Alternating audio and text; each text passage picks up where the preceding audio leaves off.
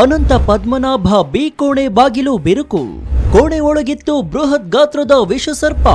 ಭಯಾನಕ ಸರ್ಪವನ್ನ ಕಂಡು ಬೆಚ್ಚಿಬಿದ್ದ ಜನ. ಬ್ರಿಟಿಷ್ ಲೇಖಕಿ ಬರೆದ ಪುಸ್ತಕದಲ್ಲಿ ಏನಿದೆ? ಆ ಸಂಪತ್ತು ಇಡೀ ಭಾರತವನ್ನೇ ಶ್ರೀಮಂತ ಮಾಡುತ್ತಾ? ಸ್ನೇಹಿತರೆ, ಈ ವಿಡಿಯೋವನ್ನ ಶುರು ಮಾಡೋದಕ್ಕೂ ಮುನ್ನ ಈ ವಿಡಿಯೋಗೆ ಒಂದು ಲೈಕ್ ಕೊಡಿ, ಹಾಗೂ ಈ ವಿಡಿಯೋ ಬಗ್ಗೆ ನಿಮ್ಮ ಅನಿಸಿಕೆ ಏನು, ಜೊತೆಗೆ ಅನಂತ ಪದ್ಮನಾಭ ದೇಗುಲದ ಬಿ ಕೋಣೆ ಬಗ್ಗೆ ನಿಮ್ಮ ಅನಿಸಿಕೆ ಏನು ಅಂತ ಕಮೆಂಟ್ ಮಾಡಿ. ಸೊ ಇನ್ಯಾಕ್ ತಡ, ಬನ್ನಿ ಸುದ್ದಿ ಜಾಲದೊಳಗೆ ಹೋಗೋಣ. ಕೇರಳದ ತಿರುವನಂತಪುರಂನಲ್ಲಿರುವ ಅನಂತ ಪದ್ಮನಾಭ ದೇವಾಲಯ ವಿಶ್ವದಲ್ಲಿಯೇ ಶ್ರೀಮಂತ ದೇವಾಲಯವೆಂಬ ಹೆಗ್ಗಳಿಕೆಗೆ ಪಾತ್ರವಾಗಿದೆ. ಅತಿ ಪುರಾತನ ಐತಿಹ್ಯವಿರುವಂತಹ ಭಾರತೀಯ ಸಂಸ್ಕೃತಿಯನ್ನ ಹಿಡಿದಿರೋ ರಹಸ್ಯಮಯ ತಾಣವಾಗಿದೆ. ಇಲ್ಲಿಯವರೆಗೂ ಈ ದೇವಾಲಯದ ನೆಲಮಾಳಿಗೆಯಲ್ಲಿರುವ ಭಂಡಾರದ ಖಜಾನೆಯ ಬಿ ಕೋಣೆಯನ್ನ ತೆರೆಯಲು ಸಾಧ್ಯವಾಗಲೇ ಇಲ್ಲ. ಉಳಿದ ಕೋಣೆಗಳಲ್ಲಿದ್ದ ಬರೋಬ್ಬರಿ 1.2 ಟ್ರಿಲಿಯನ್ ಅಂದ್ರೆ $19 ಬಿಲಿಯನ್ ಬೆಲೆ ಬಾಳುವಷ್ಟು ಬಂಗಾರ, ವಜ್ರ, ವೈಡೂರ್ಯ ಸಿಕ್ಕಿದೆ. ಆದ್ರೆ ಬಿ ಕೋಣೆಯಲ್ಲಿ ಇದಕ್ಕಿಂತಲೂ 10 ಪಟ್ಟು ಹೆಚ್ಚು ಖಜಾನೆ ಇದೆಯಂತೆ. ಈ ಹಿಂದೆ ಬಿ ಕೋಣೆಯನ್ನ ಬ್ರಿಟಿಷರು ತೆಗೆದಾಗ ಅಲ್ಲಿ ನಡೆದಿದ್ದೇನು? ಬ್ರಿಟಿಷ್ ಲೇಖಕಿ ಬಿ ಕೋಣೆಯೊಳಗೆ ಹೋಗಿ ಬಂದು ಬರೆದ ಪುಸ್ತಕದಲ್ಲಿ ಏನಿದೆ? ಅಷ್ಟೇ ಅಲ್ಲದೆ ಅದರೊಳಗಿರುವ ಸಂಪತ್ತು ಇಡೀ ಭಾರತವನ್ನೇ ಶ್ರೀಮಂತ ಮಾಡುತ್ತಂತೆ. ಈ ಎಲ್ಲದರ ನಡುವೆ ಇಷ್ಟೆಲ್ಲ ಬಂಗಾರದ ಖಜಾನೆ ಇಲ್ಲಿಗೆ ಹೇಗೆ ಬಂತು, ಯಾರು ತಂದಿಟ್ರು ಅನ್ನೋ ಪ್ರಶ್ನೆ ಎಲ್ಲರನ್ನ ಕಾಡ್ತಾ ಇದೆ. ಜೊತೆಗೆ ಬಿ ಕೋಣೆಯ ಬಾಗಿಲು ತೆರೆಯಲು ಕೋರ್ಟ್ ನೇಮಿಸಿದ್ದ ಕಮಿಟಿ ಮುಖ್ಯಸ್ಥನೇ ಸತ್ತು ಹೋಗಿದ್ದು ಯಾಕೆ? ಅಷ್ಟೇ ಅಲ್ಲದೆ ಬಿ ಕೋಣೆಯೊಳಗೆ ಬರ್ತಾ ಇರುವ ಸದ್ದು ಯಾವುದು? ಹಾಗಾದ್ರೆ ಬನ್ನಿ ಅನಂತ ಪದ್ಮನಾಭ ದೇಗುಲದ ಸೀಕ್ರೆಟ್ ಗಳನ್ನ ಈ ವಿಡಿಯೋದಲ್ಲಿ ನೋಡೋಣ. 12 ವರ್ಷಗಳ ಹಿಂದೆ ಅಂದ್ರೆ 2011ರಲ್ಲಿ ಇಡೀ ವಿಶ್ವವೇ ಭಾರತದ ದೇವರು ನಾಡು ಎಂದೇ ಪ್ರಖ್ಯಾತವನ್ನ ಹೊಂದಿರುವಂತಹ ಕೇರಳ ಕಡೆ ತಿರುಗಿ ನೋಡಿತ್ತು. ಮೀಡಿಯಾಗಳು ಆ ದೇವಾಲಯದ ಗರ್ಭದೊಡಲಲ್ಲಿ ಬಚ್ಚಿಟ್ಟುಕೊಂಡಿದ್ದ ಅಪಾರ ಸಂಪತ್ತನ್ನ ವೈಭವೀಕರಿಸಿ ತೋರಿಸಿದ್ವು. ಆ ದೃಶ್ಯಗಳು, ಆ ರಹಸ್ಯ ಸಂಗತಿಗಳು ಇಡೀ ಜಗತ್ತನ್ನು ನಿಬ್ಬೆರಗಾಗಿಸುವಂತೆ ಮಾಡಿತ್ತು. ಈ ದೇವಾಲಯದ ಗರ್ಭಗುಡಿಯ ನೆಲಮಾಳಿಗೆಯಲ್ಲಿರುವ 5 ಕೊಠಡಿಗಳಲ್ಲಿ ಅಗಾಧ ಪ್ರಮಾಣದ ಚಿನ್ನಾಭರಣ, ಬಂಗಾರ, ನಾಣ್ಯಗಳು, ವಜ್ರ, ವೈಡೂರ್ಯ ಹೀಗೆ ಲಕ್ಷಾಂತರ ಕೋಟಿ ಬೆಲೆ ಬಾಳುವ ಸಂಪತ್ತು ಇರುವುದನ್ನ ಬಯಲು ಮಾಡಿತ್ತು ಸುಪ್ರೀಂ ಕೋರ್ಟ್. ಆವತ್ತು ABCDEF ಹೆಸರಿನ 6 ಕೋಣೆಗಳ ಪೈಕಿ ACDEF ಹೆಸರಿನ 5 ಕೋಣೆಗಳನ್ನ ತೆರೆಯಲಾಯಿತು. ಅದರಲ್ಲಿ ಸಿಕ್ಕ ಖಜಾನೆಯ ಮಾಹಿತಿಯನ್ನು ಒಮ್ಮೆ ನೋಡೋಣ ಬನ್ನಿ. 3.5 ಅಡಿ ಎತ್ತರದ ಮಹಾವಿಷ್ಣುವಿನ ಚಿನ್ನದ ಪ್ರತಿಮೆ, ಆ ವಿಗ್ರಹದ ತುಂಬಾ ಬೆಲೆ ಬಾಳುವ ವಜ್ರ ವೈಡೂರ್ಯಗಳು, 18 ಅಡಿ ಉದ್ದದ 500 KG pure gold chain, 36 KG ತೂಕದ ಚಿನ್ನದಲ್ಲಿ ಮಾಡಲ್ಪಟ್ಟ ಶಾಲು, ವಜ್ರಾಲಂಕೃತ 1200 ಗೋಲ್ಡ್ ಕಾಯಿನ್, ಹಲವಾರು ಚೈನ್ಗಳು, ಚಿನ್ನದ ಕಲಾಕೃತಿಗಳು, ನೆಕ್ಲೆಸ್, ಸಣ್ಣ ಸಣ್ಣ ಕಿರೀಟ, ವಜ್ರ, ಮಾಣಿಕ್ಯ, ನೀಲಮಣಿ, ರತ್ನದ ಕಲ್ಲು, ಇತರ ಬೆಲೆ ಬಾಳುವ ಲೋಹದ ವಸ್ತುಗಳು, 30 ಕೆಜಿ ತೂಕದ ಚಿನ್ನದಿಂದ ನಿರ್ಮಿತ ಉಡುಪು, ಮಾಣಿಕ್ಯ ರತ್ನ ಇರುವ ಚಿನ್ನದ ತೆಂಗಿನಕಾಯಿ, 18ನೇ ಶತಮಾನದ ನೆಪೋಲಿಯನ್ ಕಾಲದ ನಾಣ್ಯಗಳು, ಕ್ರಿಸ್ತಪೂರ್ವದ 800 ಕೆಜಿ ತೂಕದ ಚಿನ್ನದ ನಾಣ್ಯಗಳು. ಒಂದೊಂದು ನಾಣ್ಯವು ಈಗಿನ ಲೆಕ್ಕದಲ್ಲಿ 2.7 ಕೋಟಿಗೂ ಅಧಿಕ ಬೆಲೆ ಬಾಳುತ್ತೆ. ದೇವರಿಗಾಗಿ ನಿರ್ಮಿಸಲ್ಪಟ್ಟ 18 ಅಡಿ ಉದ್ದದ ಸಿಂಹಾಸನ, ಚಿನ್ನದಿಂದ ನಿರ್ಮಿಸಲಾದ ಈ ಸಿಂಹಾಸನಕ್ಕೆ ವಜ್ರಾಲಂಕಾರ, ಶುದ್ಧ ಚಿನ್ನದಿಂದ ಮಾಡಲಾದ 100 ಕುರ್ಚಿಗಳು, ಸಾವಿರಾರು ಚಿನ್ನದ ಪಾಟ್ಗಳು, ಜಾರ್ಗಳು, ಇವಿಷ್ಟು ತೆರೆಯಲಾದ ACDF ಎಂಬ 5 ಕೊಠಡಿಗಳಲ್ಲಿ ದೊರಕಿದ ಸಂಪತ್ತು. ಈ 5ರಲ್ಲಿ ಸುಮಾರು 1.2 ಲಕ್ಷ ಕೋಟಿ ಅಥವಾ 1.2 ಟ್ರಿಲಿಯನ್ ಅಂದ್ರೆ $19 ಬಿಲಿಯನ್ ದೊರಕಿದೆ. ಇದರಲ್ಲಿ ಕಲಾತ್ಮಕವಾಗಿ ರಚಿಸಿರುವ ವಿಗ್ರಹ, ಆಭರಣಗಳು ಈಗ ಮಾರುಕಟ್ಟೆ ಬೆಲೆಗೆ 10ರಷ್ಟು ಬೆಲೆ ಬಾಳುತ್ತೆ. ಆದ್ರೆ ಬಿ ಕೊಠಡಿಯನ್ನ ಮಾತ್ರ ತೆಗೆದಿಲ್ಲ. ಈ ಒಂದು ಕೊಠಡಿಯಲ್ಲಿ ಬರೋಬ್ಬರಿ 50 ಟ್ರಿಲಿಯನ್ ಬೆಲೆ ಬಾಳುವ ಬಂಗಾರದ ಆಭರಣಗಳಿವೆ ಅಂತ ಅಂದಾಜಿಸಲಾಗಿದೆ. ಇನ್ನು ಬಿ ಹೆಸರಿನ ಕೋಣೆಯನ್ನ ತೆರೆಯುವ ದುಸ್ಸಾಹಸಕ್ಕೆ ಯಾರು ಕೈ ಹಾಕಲಿಲ್ಲ. ಯಾಕಂದ್ರೆ ವರದಿಗಳಲ್ಲಿ ಸಲ್ಲಿಸಲು ನೇಮಿಸಿದ್ದ ಕಮಿಟಿ ಮುಖ್ಯಸ್ಥನೇ ನಿಗೂಢವಾಗಿ ಸಾವನ್ನಪ್ಪಿದ್ರು. ಈ ಕಾರಣದಿಂದ ಈ ಕೋಣೆಯ ಸಹವಾಸಕ್ಕೆ ಯಾರು ಹೋಗಬಾರದು ಅಂತ ನಿರ್ಧರಿಸಲಾಯಿತು. ದೇವಾಲಯದ ಆಡಳಿತ ಮಂಡಳಿ ಕೂಡ ಆ ಕೋಣೆ ತೆರೆದರೆ ಅನಾಹುತ ನಡೆಯುತ್ತೆ ಅಂತ ಹೇಳಿದ್ದಾರೆ. ಆದ್ರೆ ನಿಮಗೆ ಗೊತ್ತಿದ್ಯೋ ಇಲ್ಲೋ, ಈ ಬಿ ಕೋಣೆಯನ್ನ ಬ್ರಿಟಿಷ್ ಕಾಲದಲ್ಲಿ ತೆರೆಯಲಾಗಿತ್ತು. ಎಮಿಲಿ ಗಿಲ್ಕ್ರೆಸ್ಟ್ ಎಂಬ ಬ್ರಿಟಿಷ್ ಮಹಿಳೆ ಭಾರತ ಪ್ರವಾಸವನ್ನ ಕೈಗೊಂಡಿದ್ರು. Travancore a guide book for the visitor ಅಂತ ಪುಸ್ತಕವನ್ನ ಬರೆದ್ರು.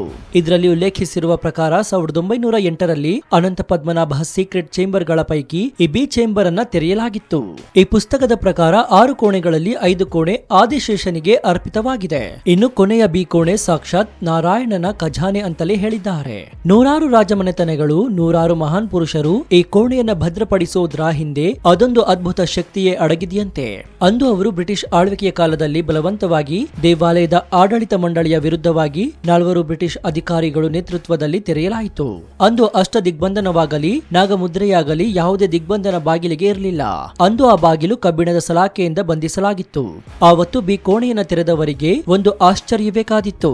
ಅದೇನೆಂದ್ರೆ ಬಿ ಕೋಣೆಯಲ್ಲಿ ಈ ಮೊದಲ 5 ಕೋಣೆಯಲ್ಲಿ ಸಿಕ್ಕಿತ್ತಲ್ಲ, ಅದಕ್ಕಿಂತಲೂ 10 ಪಟ್ಟು ಹೆಚ್ಚು ಸಂಪತ್ತು, ಚಿನ್ನ, ಮುತ್ತು, ವಜ್ರ, ವೈಡೂರ್ಯಗಳು, ಬೆಲೆ ಕಟ್ಟಲಾಗದ ಪರಿಶುದ್ಧ ಚಿನ್ನ, ಜೊತೆಗೆ ಅತಿ ಅಮೂಲ್ಯವಾದ ತ್ರೇತಾಯುಗದ ಶ್ರೀರಾಮನ ಬರವಣಿಗೆಯ ಚಿನ್ನದ ಹಲಿಗೆ ಇದೆಯಂತೆ. ಆಳೆತ್ತರದ ಸಂಪೂರ್ಣ ಚಿನ್ನದ ವಿಗ್ರಹಗಳು, ದೊಡ್ಡ ದೊಡ್ಡ ಟ್ರಂಕ್ಗಳು, ಲಕ್ಷಾಂತರ ಚಿನ್ನದ ನಾಣ್ಯಗಳು ಇವೆಯಂತೆ.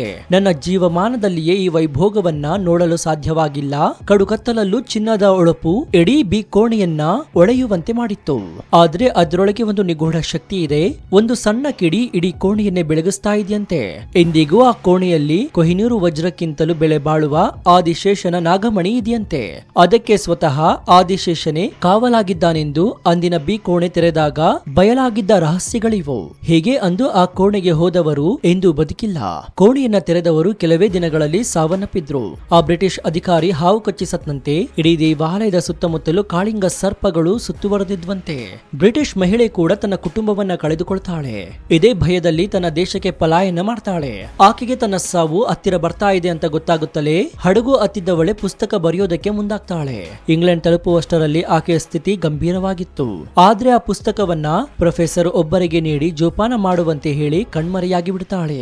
ಆಕೆ ಎಲ್ಲಿಗೆ ಹೋದ್ಲು ಅನ್ನೋದು ಎಂದಿಗೂ ಕೂಡ ನಿಗೂಢವಾಗಿಯೇ ಉಳಿದಿದೆ. ಅಂದು ಆ ಭಯಾನಕ ಘಟನೆ ನಡೆದ ನಂತರ ಬಿ ಕೋಣೆಗೆ ಅಷ್ಟ ದಿಗ್ಬಂಧನ ಮಾಡಲಾಯಿತು. ನಾಗಮುದ್ರೆಯನ್ನ ಹಾಕಲಾಯಿತು. ಅಂದಿನಿಂದ ಇಂದಿನವರೆಗೂ ಆ ಬಿ ಕೋಣೆಯನ್ನ ಯಾರು ತೆರೆಯುವ ದುಸ್ಸಾಹಸಕ್ಕೆ ಕೈ ಹಾಕಲೇ ಇಲ್ಲ. ಇಂದಿಗೂ ಈ ಬಿ ಕೋಣೆ ನಿಜಕ್ಕೂ ಕೌತುಕ ಭರಿತವಾದ ಭಯದ ಭಕ್ತಿಯನ್ನ ಹೊತ್ತು ಮಲಗಿದೆಯಂತೆ. ಹಾಗಾದ್ರೆ ಈ ದೇಗುಲದಲ್ಲಿ ಇಷ್ಟೆಲ್ಲ ಚಿನ್ನ ಬಂದಿದ್ದು ಹೇಗೆ ಅನ್ನೋ ಪ್ರಶ್ನೆ ಮೂಡುತ್ತೆ.